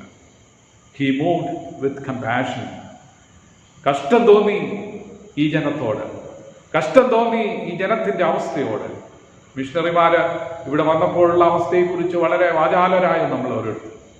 അന്ന് ഇങ്ങനെ ആയിരുന്നു എന്നുള്ളത് ഒക്കെ പറഞ്ഞ് നമ്മൾ വാചാലരാകാറുണ്ട്. എന്നാൽ ഇന്ന് നാം എന്താണ് വ്യത്യസ്തമായിട്ട് ചെയ്യുന്നത് എന്നുള്ളത് ചിന്തിക്കേണ്ടത് അത്യാവശ്യമാണ്. യേശു കർത്താവിന് കഷ്ടം തോന്നി അവന്റെ അടുക്കലേക്ക് കടന്നിയെന്ന് അവനെ തൊട്ടു, അവനെ ശുദ്ധമാക്കി. അവനെ ശുദ്ധമാക്കുവാനായിട്ട് അവനെ സ്പർശിച്ചു എന്നുള്ളതാണ് നാം കാണുന്നത്. സ്പർശനമില്ലാത്ത, അടുപ്പമില്ലാത്ത സമൂഹത്തെ ദൈവസന്നിധിയോട് അടുപ്പിക്കുവാനുള്ള ബാധ്യത കർത്താവിൻ്റെ ശുദ്ധീകരിക്കപ്പെട്ടുകൊണ്ടിരിക്കുന്ന, എപ്പോഴും ശുദ്ധീകരിക്കപ്പെട്ടുകൊണ്ടിരിക്കുന്ന സമൂഹത്തിൽ നിന്ന് ദൈവം പ്രതീക്ഷിക്കുന്ന ഒരു കാര്യമാണ്. മൂന്നാമതായിട്ട് ബന്ധങ്ങളെ പവിത്രീകരിക്കുന്നതായ ശുദ്ധീകരണം. യോഹന്നാന്റെ 1-ാം ലേഖനം 1-ാം അധ്യായം 5 മുതൽ 10 വരെയുള്ള വാക്യങ്ങൾ വായിക്കുന്ന സമയത്ത് അവിടെ പ്രധാനമായിട്ട് നാം വായിച്ച് മനസ്സിലാക്കുന്നത് ദൈവം വെളിച്ചമാകുന്നു, അവനിൽ ഇരുട്ട് ഒട്ടുമില്ല. എല്ലാ സൃഷ്ടികളിലും സൃഷ്ടിയിലെ എല്ലാ പ്രതിഭാസങ്ങളെക്കാളും ശക്തമായ, ശുദ്ധമായ, ഉപയോഗപ്രദമായ, വ്യാപനശേഷിയുള്ളതായ ഒരു പ്രതിഭാസമാണ് വെളിച്ചം എന്നുള്ളത്. ദൈവത്തെ അതിനോടാണ് ഉപമിച്ചിരിക്കുന്നത്. അടുത്തുകൂടാത്ത വെളിച്ചത്തിൽ വസിക്കുന്നവനായ ദൈവം എന്നാൽ നമ്മോടുകൂടെ സഹവസിക്കുവാനായിട്ട് ആഗ്രഹിക്കുന്നു. വെളിച്ചം വിശുദ്ധിയുടെയും ജ്ഞാനത്തിൻ്റെയും പ്രതീകമായിട്ട് കാണാനായിട്ട് കഴിയും. 6-ാമത്തെ വാക്യം വായിക്കുമ്പോൾ അവനോട് കൂട്ടായ്മയുണ്ട് എന്ന് പറയുകയും ഇരുട്ടിൽ നടക്കുകയും ചെയ്താൽ നാം ഭോഷ്ക് പറയുന്നു, സത്യം പ്രവർത്തിക്കുന്നതുമില്ല. വാക്കുകൊണ്ട് മാത്രമുള്ള ഒരു സുവിശേഷമല്ല, വാക്കുകൊണ്ട് മാത്രമുള്ള ഒരു വിശുദ്ധിയല്ല ദൈവം നമ്മിൽ നിന്ന് ആഗ്രഹിക്കുന്നത്. ഹൃദയംഗമായി, ആത്മാർത്ഥമായി, താല്പര്യപൂർവം ദൈവത്തിൻ്റെ സന്നിധിയിൽ വിശുദ്ധിയോടെ നമ്മുടെ കൂട്ടായ്മകൾ, നമ്മുടെ കൂടിവരവുകൾ, നമ്മുടെ സംസർഗങ്ങൾ ആകുവാനായിട്ട് കഴിയണം. അവൻ നടക്കുന്നത് പോലെ വെളിച്ചത്തിൽ നടക്കുവാനായിട്ട് കഴിയണം. നമ്മുടെ യഥാർത്ഥ അവസ്ഥ അറിയാതെ ജീവിക്കുന്നവരാണ് നാം ഓരോരുത്തരും. എന്നാൽ ദൈവത്തിൻ്റെ സന്നിധിയിൽ ശുദ്ധീകരണത്തോടെ അടുത്തു വരുവാനായിട്ട് നമുക്ക് കഴിയണം. പേരിന് ക്രിസ്ത്യാനി എന്ന് പറയും, എന്നാൽ എല്ലാ വെളച്ചിലും നമ്മുടെ കയ്യിലുണ്ട്, എല്ലാ വക്രതകളും നമ്മുടെ കയ്യിലുണ്ട്. പാപത്തിൽ ജീവിക്കുന്നത് യാതൊരു കുഴപ്പമില്ല എന്ന് പഠിപ്പിക്കുന്ന ഒരു സമൂഹമായിട്ട് ഇന്ന് ക്രിസ്തീയ സമൂഹം തീർന്നിട്ടുണ്ട്. ഒരുപക്ഷെ നേരിട്ട് പഠിപ്പിക്കുന്നില്ല എങ്കിലും അത് പ്രാവർത്തികമാക്കിക്കൊണ്ട് അത് തെളിയിച്ച് കാണിക്കുകയാണ്. നീതിമാൻ ആരുമില്ല, ഒരുത്തൻ പോലുമില്ല. എന്നാൽ ക്ഷമിക്കപ്പെടാത്ത പാപങ്ങളുടെ ആധിക്യം ദൈവവുമായിട്ടുള്ള കൂട്ടായ്മയെ തടസ്സപ്പെടുത്തുന്നതാണ്. ക്ഷമിക്കപ്പെടാത്ത പാപങ്ങളുടെ ആധിക്യം ദൈവസന്നിധിയിലുള്ള കൂട്ടായ്മയ്ക്ക് തടസ്സം നിൽക്കുന്നതായ ഏറ്റവും പ്രധാനപ്പെട്ട ഘടകമാണ്. ദൈവമായിട്ടുള്ള കൂട്ടായ്മയോടുകൂടെ തന്നെ പരസ്പരമുള്ള കൂട്ടായ്മയിലും നമ്മൾ പ്രാധാന്യം നൽകുവാനായിട്ട് കഴിയണം. ദൈവം എല്ലാം അറിയുന്നു, ദൈവം എന്നെ അനുഗ്രഹിക്കും, ദൈവം എൻ്റെ കൂടെ ഉണ്ട് എന്നുള്ള നമ്മുടെ വാചകമടിയല്ല ദൈവം ആഗ്രഹിക്കുന്നു. ദൈവം എൻ്റെ കൂടെ ഉണ്ട് എന്നുള്ള ആ ഒരു കാഴ്ചപ്പാടിനേക്കാൾ ഉപരിയായിട്ട് ദൈവം നമ്മോട് കൂടെയുണ്ട്. പരസ്പരമുള്ള ബന്ധത്തിലും അത് നിഴലിക്കുവാനായിട്ട് കഴിയണം. ദൈവത്തെ സ്നേഹിക്കുന്നവൻ പരസ്പരം സ്നേഹിക്കും, ദൈവത്തെ ബഹുമാനിക്കുന്നവൻ പരസ്പരം ബഹുമാനിക്കും. നമ്മുടെ വാക്കുകൾ, നമ്മുടെ പ്രവൃത്തികൾ, മനോഭാവങ്ങൾ, നമ്മുടെ ചെയ്തികൾ, നമ്മൾ ആഗ്രഹിക്കുന്ന കാര്യങ്ങളൊക്കെ ദൈവഹിതപ്രകാരമുള്ളതാണോ എന്നുള്ളത് ശോധന ചെയ്യേണ്ടത് ആവശ്യമാണ്. ശുദ്ധീകരിക്കുന്നവനായ ക്രിസ്തു ഇതെല്ലാം ശോധന ചെയ്തുകൊണ്ടിരിക്കുന്നു എന്നുള്ളത് മറന്നുപോകാനായിട്ട് പാടില്ല. നമ്മുടെ ഇരിപ്പും കിടപ്പും നമ്മുടെ നടപ്പും എല്ലാം ശോധന ചെയ്യുന്നവനായിട്ടുള്ള ദൈവം നിന്റെ മുമ്പാകെ എല്ലാം നഗ്നവും മലർന്നവുമാകുന്നുവെന്ന് ദൈവ ഭക്തന്മാര് പറഞ്ഞതുപോലെ നമ്മുടെ ജീവിതത്തിൽ ദൈവത്തിൻ്റെ സന്നിധിയിൽ ഒളിക്കുവാനായിട്ട് കഴിയുകയില്ല. ശുദ്ധീകരിക്കുന്നവനായ കർത്താവിൻ്റെ സന്നിധിയിൽ കടന്നു ചെല്ലുവാൻ എപ്പോഴും നിരന്തരമായി ഒഴുകിക്കൊണ്ടിരിക്കുന്ന ആ ഉറവയിൽ നിന്ന് ശുദ്ധീകരണത്തിൻ്റെ അനുഭവത്തിലേക്ക് കടന്നു വരുവാൻ ദൈവമേ അവിടുന്ന് ഞങ്ങളെ സഹായിക്കണമേ എന്ന് നമുക്ക് പ്രാർത്ഥിക്കാം. അതിന് ദൈവത്തിൻ്റെ പരിശുദ്ധാത്മാവ് നമ്മെ ഓരോരുത്തരെയും എല്ലാ നാളും സഹായിക്കട്ടെ. ഇപ്പോൾ പിതാവായ ദൈവത്തിനും പുത്രനായ ദൈവത്തിനും പരിശുദ്ധാത്മാവായ ദൈവത്തിനും സകല ബഹുമാനവും മഹത്വവും കാലാവസാനം കൂടാതെ ഉണ്ടായിരിക്കുമാറാകട്ടെ. നമ്മുടെ വിശ്വാസത്തിന്റെ സംഗതികളെ അപ്പോസ്തലിക വിശ്വാസ പ്രമാണത്തിൽ കൂടി നമുക്ക് പ്രഖ്യാപിക്കാം. സർവശക്തിയുള്ള പിതാവായ ആകാശവും ഭൂമിയും സൃഷ്ടിച്ചവനായ ദൈവത്തിൽ ഞാൻ വിശ്വസിക്കുന്നു. അവന്റെ ഏകപുത്രനായ നമ്മുടെ കർത്താവായ യേശുക്രിസ്തുവിൽ ഞാൻ വിശ്വസിക്കുന്നു. ഇവൻ പരിശുദ്ധാത്മാവിനാൽ കന്യകമറിയിൽ ഉൽപ്പാദിപ്പിക്കപ്പെട്ട് ജനിച്ചു. പൊന്തിയോസ് പിലാത്തോസിന്റെ കീഴിൽ കഷ്ടപ്പെട്ടു, ക്രൂശിക്കപ്പെട്ടു, മരിച്ചു, അടക്കപ്പെട്ടു. അവൻ പാതാളത്തിലേക്ക് ഇറങ്ങി 3-ാം ദിവസം മരിച്ചവരിൽ നിന്ന് പിന്നെയും ഉയർത്തെഴുന്നേറ്റു. അവൻ സ്വർഗത്തിലേക്ക് കയറി സർവശക്തിയുള്ള പിതാവായ ദൈവത്തിന്റെ വലത്തുഭാഗത്ത് ഇരിക്കുന്നു. അവിടെ നിന്ന് അവൻ ജീവനുള്ളവരെയും മരിച്ചവരെയും ന്യായവിധിപ്പാൻ വരികയും ചെയ്യും. പരിശുദ്ധാത്മാവിലും ഞാൻ വിശ്വസിക്കുന്നു. വിശുദ്ധ കാതോലിക സഭയിലും വിശുദ്ധന്മാരുടെ സംസർഗത്തിലും പാപമോചനത്തിലും ശരീരത്തിന്റെ പുനരുത്ഥാനത്തിലും നിത്യാജീവനിലും ഞാൻ വിശ്വസിക്കുന്നു. ആമേൻ. കർത്താവ് നിങ്ങളോടുകൂടെ ഇരിക്കട്ടെ. കർത്താവേ ഞങ്ങളോട് കരുണയുണ്ടാകണമേ. ക്രിസ്തുവേ ഞങ്ങളോട് കരുണയുണ്ടാകണമേ. കർത്താവേ ഞങ്ങളോട് കരുണയുണ്ടാകണമേ. സ്വർഗ്ഗസ്ഥനായ ഞങ്ങളുടെ കർത്താവേ, നിന്റെ നാമം വിസ്തീരിക്കപ്പെടണമേ. നിന്റെ രാജ്യം വരണമേ. നിന്റെ ഇഷ്ടം സ്വർഗത്തിലെ പോലെ ഭൂമിയിലും ആകണമേ. ഞങ്ങൾക്ക് ആവശ്യമുള്ള ആഹാരം ഇന്ന് തരണമേ. ഞങ്ങളുടെ കടക്കാരോട് ഞങ്ങൾ ക്ഷമിച്ചിരിക്കുന്നത് പോലെ ഞങ്ങളുടെ കടങ്ങൾ ഞങ്ങളോടും ക്ഷമിക്കണമേ. ഞങ്ങളെ പരീക്ഷയിൽ കെടുത്താതെ ദുഷ്ടങ്ങളിൽ നിന്ന് ഞങ്ങളെ വിടുവിക്കണമേ. രാജ്യവും ശക്തിയും മഹത്വവും എന്നേക്കും നിനക്കുള്ളതല്ലോ. ആമേൻ. പെന്തക്കോസ്തിന് മുൻപ് 15-ാം ഞായറിലേക്കുള്ള അപേക്ഷ.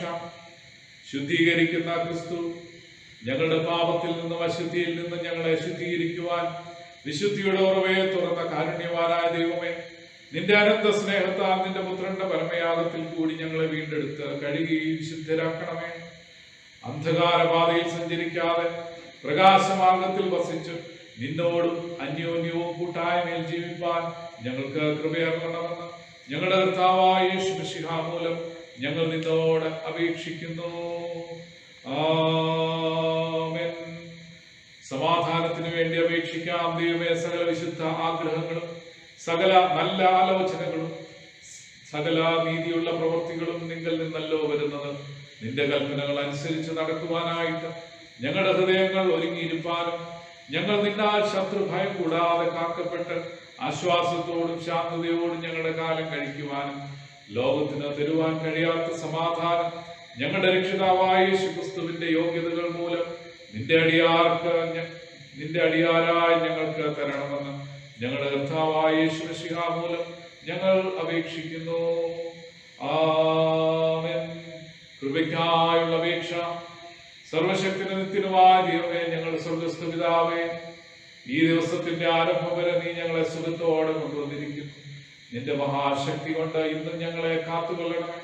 ഇന്നേ ദിവസം ഞങ്ങൾ യാതൊരു പാപത്തിലും വീഴാതെയും യാതൊരു ആപത്തിലും അകപ്പെടാതെ നിന്റെ മുമ്പാകെ നീതിയായുള്ളതിനെ എല്ലായ്പ്പോഴും ചെയ്യുവാനായിട്ട് ഞങ്ങളുടെ സകല ക്രിയകളും നിന്റെ ഭരണത്താൽ നടത്തപ്പെടേണ്ടതിന് യേശുക്രിസ്തു മൂലം കൃപ ചെയ്യണമേ.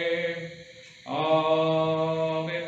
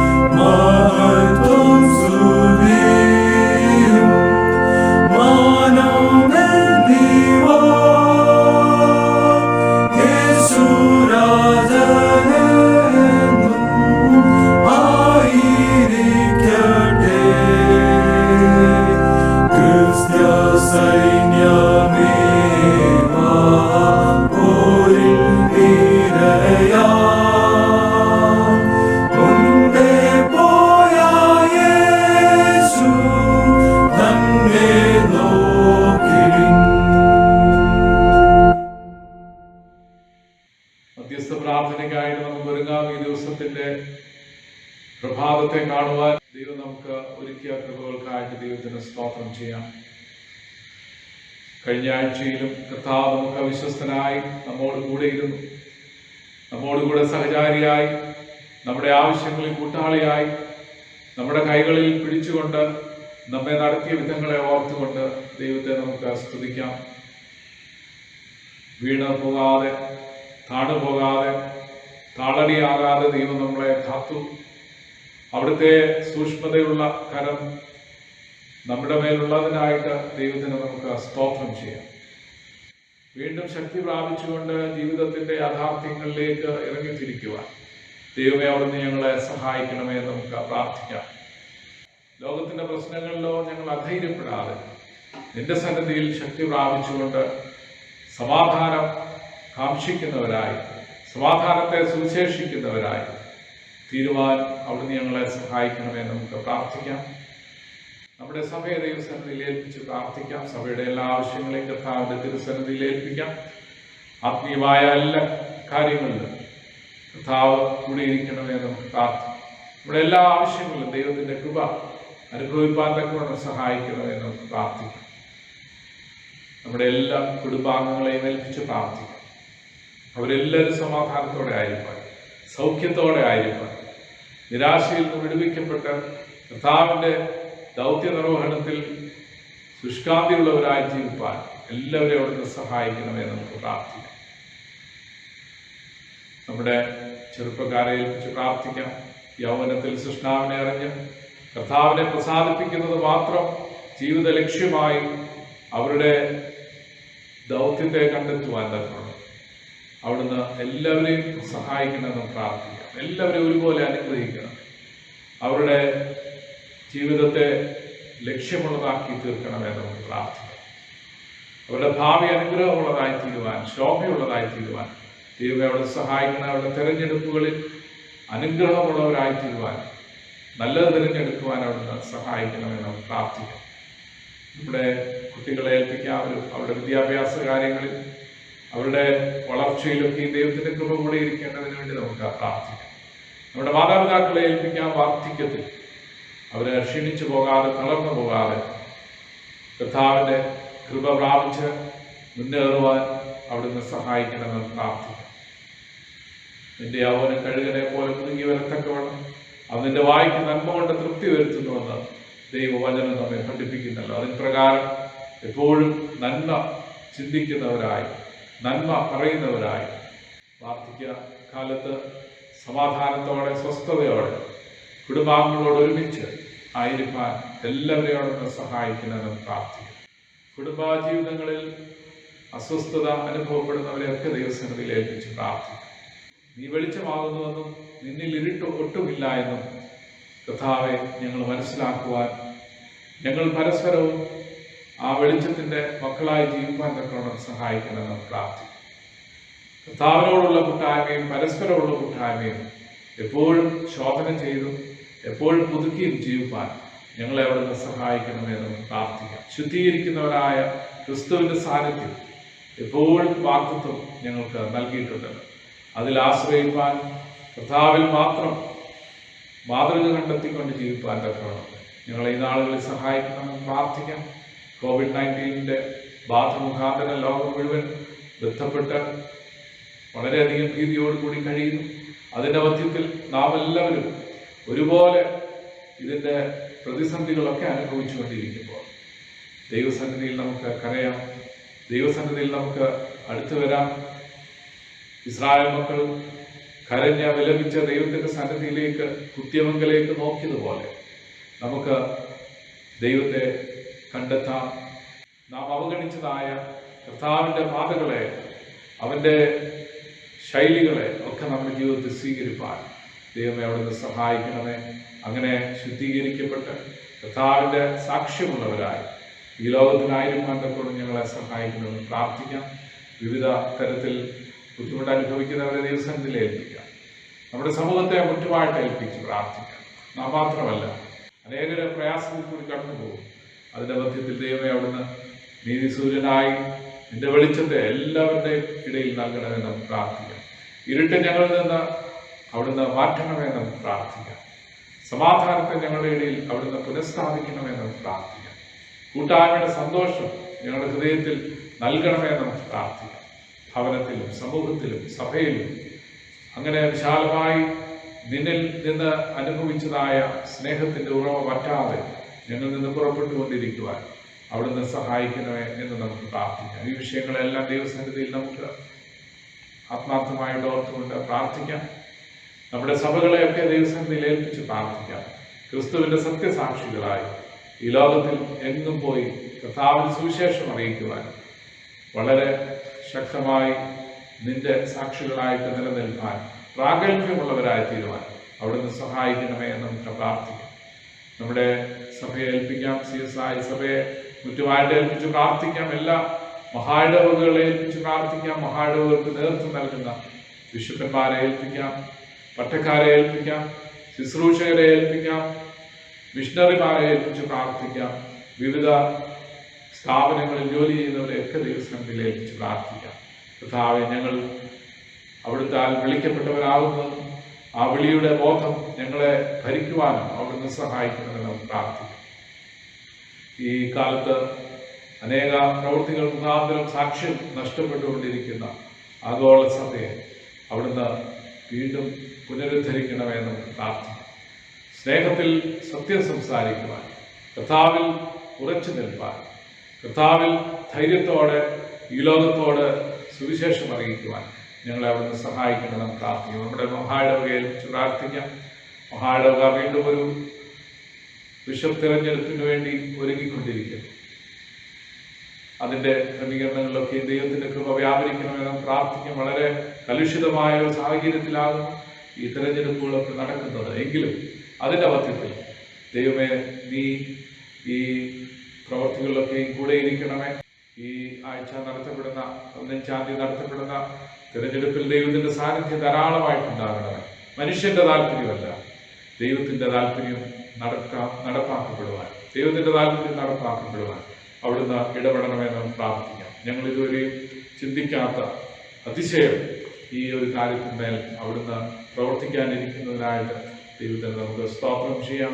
ഈ വിഷയങ്ങളെല്ലാം ദൈവസന്നിധിയിൽ സമർപ്പിച്ചുകൊണ്ട് ആത്മാർത്ഥമായിട്ട് അല്പനിമിഷം മൗനമായിട്ട് നമുക്ക് പ്രാർത്ഥിക്കാം.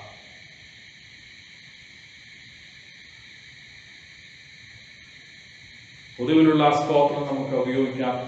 സർവശക്തിയുള്ള ദൈവമേ, സകല കണ്ണുകളുടെയും പിതാവേ, അയോഗ്യരായ ഞങ്ങളോടും സകല മനുഷ്യരോടും നിനക്കുള്ള സകല നന്മയ്ക്കായിട്ടും ആദരകരുണയ്ക്കായിട്ടും ഞങ്ങൾ നിനക്ക് മഹാവിനയവും മനഃപൂർവ്വമായുള്ള സ്തോത്രം ചെയ്യുന്നു. ഞങ്ങളെ സൃഷ്ടിച്ചതിനും പരിപാലിക്കുന്നതിനും ഈ ആയുസ്സിലെ സകല അനുഗ്രഹങ്ങൾക്ക് വേണ്ടിയും എല്ലാറ്റിനും മേലായി ഞങ്ങളുടെ കർത്താവായ യേശു ക്രിസ്തു മൂലം ലോകത്തെ വീണ്ടെടുത്ത നിന്റെ വിലമതിച്ചുകൂടാത്ത സ്നേഹത്തിനു വേണ്ടിയും കൃപാമൊഴികൾക്ക് വേണ്ടിയും മഹത്വത്തിന്റെ പ്രത്യാശയ്ക്ക് വേണ്ടിയും ഞങ്ങൾ നിന്നെ സ്തുതിക്കുന്നു. ഞങ്ങളുടെ ഹൃദയങ്ങൾ മായം കൂടാതെ നന്ദിയുള്ളവരായി തീരേണ്ടതിന് നിന്നെ സേവിക്കുന്നതിന് ഞങ്ങളെ ഏൽപ്പിച്ച് ഞങ്ങളുടെ നാളുകളൊക്കെ വിശുദ്ധിയോടും നീതിയോടും നിന്റെ മുമ്പാകെ നടന്ന് അങ്ങനെ ഞങ്ങളുടെ അധരങ്ങൾ കൊണ്ട് മാത്രമല്ല ഞങ്ങളുടെ നടപ്പിലും കൂടെ നിന്റെ സ്തുതിയെ പ്രസിദ്ധപ്പെടുത്തേണ്ടതിന് നിന്റെ കണ്ണുകളെ കുറിച്ചുള്ള തക്കതായ ബോധം ഞങ്ങൾക്ക് തരണമെന്ന് ഞങ്ങളുടെ കർത്താവായ യേശുമിശിഹ മൂലം ഞങ്ങൾ നിന്നോട് അപേക്ഷിക്കുന്നു. അവന് നിനക്ക് പരിശുദ്ധാത്മാവിന് സകല ബഹുമാനവും മഹത്വവും കാലാവസാനം കൂടാതെ ഉണ്ടായിരിക്കട്ടെ. ആമേൻ. നിന്നെ നോക്കി വിളിക്കുന്നവരായ നിന്റെ ജനങ്ങളുടെ പ്രാർത്ഥനകളെ കരുണയോടെ കൈക്കൊള്ളണമെന്ന് ഞങ്ങൾ നിന്നോട് അപേക്ഷിക്കുന്നു. ഇന്നിന്റെ കാര്യങ്ങളെ ചെയ്യേണ്ടതാകുന്നുവെന്ന് അവർ കണ്ടറിയുവാൻ അവയെ വിശ്വസ്തയോടെ നിവർത്തിക്കുവാൻ അവർക്ക് കൃപയും ശക്തിയും ലഭിപ്പാൻ ഞങ്ങളുടെ കർത്താവായ യേശുമിശിഹ മൂലം കൃപ അരുളണമേ. ആമേൻ. ഈ മനോഹരമായ ആരാധനയിൽ പങ്കെടുത്ത എല്ലാവരോടുമുള്ള സ്നേഹത്തെ സന്തോഷത്തെ ഒരു പ്രാവശ്യം കൂടി അറിയിക്കട്ടെ. വളരെ പ്രതിസന്ധി കൂടിക്കൊണ്ടിരിക്കുന്ന ഒരു കാലഘട്ടത്തിലാണ് നാം ആയിരിക്കുന്നത്. മുമ്പോട്ടുള്ള പല കാര്യങ്ങളെക്കുറിച്ചും നിശ്ചയമില്ലാതെ നമ്മുടെ ലോകം തന്നെ മുന്നോട്ട് പോയിക്കൊണ്ടിരിക്കുന്നു. ലോകം ഇതുവരെയും കണ്ടിട്ടില്ലാത്തതായ പല പ്രതിഭാസങ്ങളും ഇന്ന് നമ്മൾ കാണുകയും അനുഭവിക്കുകയും ചെയ്തുകൊണ്ടിരിക്കുന്നു. എന്നാൽ അതിൻ്റെ മധ്യത്തിലും ദൈവത്തിൻ്റെ കൃപ നമ്മിൽ നിന്ന് അന്യവൽക്കരിക്കപ്പെടാതെ നിലനിർത്തുവാൻ ദൈവം തരുന്ന എല്ലാ അവസരങ്ങൾക്കായിട്ടും ദൈവത്തിന് നമുക്ക് സ്തോത്രം ചെയ്യാം. ഈ ആഴ്ച നടക്കേണ്ടുന്ന എല്ലാ കാര്യങ്ങളിലും ദൈവത്തോട് നമുക്ക് പ്രാർത്ഥിക്കാം. പ്രത്യേകിച്ച് ഒരു ബിഷപ്പ് പാനൽ ഇലക്ഷൻ നടക്കുവാനായിട്ട് പോകുന്നു. സെപ്റ്റംബർ മാസം 15-ാം തീയതി രാവിലെ കത്തീഡ്രൽ ദേവാലയത്തിൽ വെച്ചാണ് നടക്കപ്പെടുക. അന്ന് നടക്കപ്പെടുന്ന എല്ലാ പ്രവർത്തനങ്ങളിലും എല്ലാ പ്രക്രിയകളിലും ദൈവത്തിൻ്റെ കൃപ കൂടിയിരിക്കേണ്ടതിന് വേണ്ടി എല്ലാവരും മനസ്സൊരുക്കത്തോടു കൂടി പ്രാർത്ഥിക്കണമെന്ന് ആത്മാർത്ഥമായിട്ട് ഓർമ്മിപ്പിക്കുന്നു. ഈ കാലഘട്ടത്തിന് അനുയോജ്യനായ ഒരു വ്യക്തിയെ തിരഞ്ഞെടുക്കുവാൻ തക്കവണ്ണം അതിൻ്റെ എല്ലാ ക്രമീകരണങ്ങളിലും ദൈവത്തിൻ്റെ കൃപ കൂടിയിരിക്കേണ്ടതിന് വേണ്ടി എല്ലാവരും കൃത്യമായിട്ട് പ്രാർത്ഥിക്കണമെന്ന് വളരെ താഴ്മയോടുകൂടി അപേക്ഷിക്കുന്നു. ഈ കാലത്ത് നമുക്ക് സഭകൾക്ക് നല്ല ആത്മീയ നേതൃത്വം നൽകുവാൻ അനേകരെ ദൈവം എഴുന്നേൽപ്പിക്കട്ടെ എന്ന് പ്രാർത്ഥിക്കാം. കർത്താവിൻ്റെ സഭ ശക്തമായി മുന്നേറുവാൻ തക്കവണ്ണം ഇത് കാരണമാകട്ടെ എന്ന് നമുക്ക് ആഗ്രഹിക്കാം, പ്രാർത്ഥിക്കാം. ദൈവം അതിന് നമ്മെ ഓരോരുത്തരെയും സഹായിക്കുമാറാകട്ടെ. അടുത്ത ആഴ്ച ആരാധന പതിവ് പോലെ തന്നെ നടത്തപ്പെടും. മറ്റ് ക്രമീകരണങ്ങൾ എന്തെങ്കിലും ഉണ്ടായാൽ അത് അറിയിക്കുന്നതുമാണ് എന്ന് ഓർമ്മിപ്പിക്കുന്നു. വീണ്ടും എല്ലാവർക്കും വളരെ സന്തോഷത്തോടു കൂടി ഹൃദയത്തിൻ്റെ ഭാഷയിൽ നല്ല ഒരു ആഴ്ച ആശംസിക്കുന്നു. ദൈവം നമ്മെ ഓരോരുത്തരെയും അനുഗ്രഹിക്കുമാറാകട്ടെ. സമാധാനത്തോടെ ആശീർവാദം കൈക്കൊള്ളാം. ദൈവത്തിന്റെ കരുണയുള്ള കൃപയിലും കാവലിലും ഞങ്ങൾ നിങ്ങളെ ഭരമേൽപ്പിക്കുന്നു. കർത്താവ് നിങ്ങളെ അനുഗ്രഹിച്ച് കാക്കുമാറാകട്ടെ. കർത്താവ് തിരുമുഖം നിങ്ങളുടെ മേൽ പ്രകാശിപ്പിച്ച് നിങ്ങളോട് കൃപയുള്ളവരാകട്ടെ. കർത്താവ് തിരുമുഖം നിങ്ങളുടെ മേൽ ഉയർത്തി നിങ്ങൾക്ക് സമാധാനം തരുമാറാകട്ടെ. ഇങ്ങനെ പിതാവും പുത്രനും പരിശുദ്ധാത്മാവായ ത്രിയേക ദൈവത്തിന്റെ അനുഗ്രഹങ്ങളും കൃപകളും നാം എല്ലാവരോടും കൂടെ ഇന്നുമെല്ലാം ഇപ്പോഴും ഇരിക്കുമാറാകട്ടെ. ആമേൻ.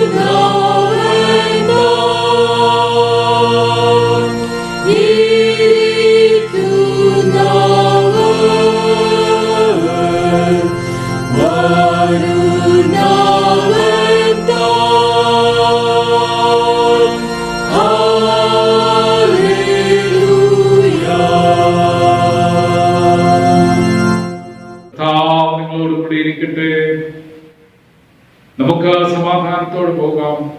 കർത്താവിന്റെ നാമത്തിൽ തന്നെ. ആമേൻ.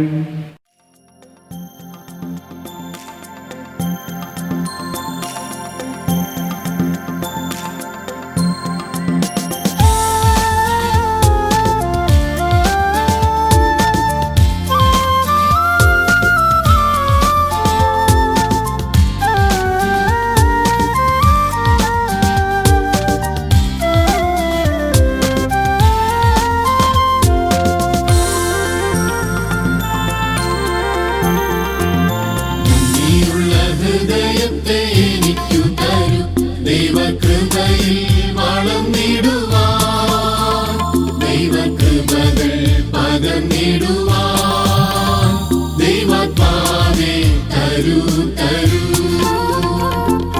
നന്ദിയുള്ള ഹൃദയത്തെ എനിക്കു തരൂ. ദൈവകൃപയിൽ വളർന്നിടുവാൻ, ദൈവകൃപകൾ പകർന്നിടുവാൻ